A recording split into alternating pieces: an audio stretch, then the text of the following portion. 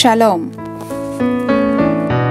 యెషయా గ్రంథము 44వ అధ్యాయము 4వ వచనము. Isaiah chapter 44 verse 4. నీటి కాలువల యొద్ద నాటబడిన నిరవంజి చెట్లు గడ్డిలో ఎదుగునట్లు వారు ఎదుగుదురు. They will spring up like grass in a meadow, like poplar trees by flowing streams. దుప్పి నీటి వాగుల కొరకు ఆశపడిన రీతిగా నీ కొరకు నా ప్రాణము ఆశపడుచున్నది, నా ప్రాణము దేవుని కొరకు తృష్ణగొనుచున్నదని కీర్తనకారుడు చెప్పుచున్నారు.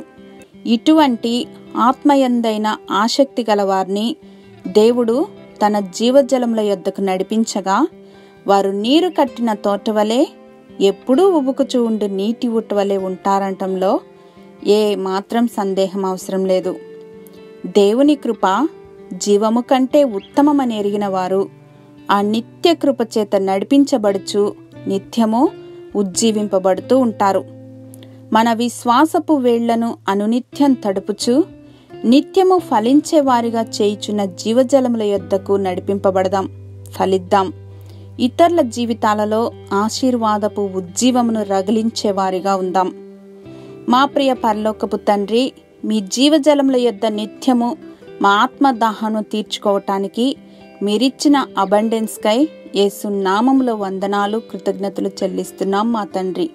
ఆమెన్.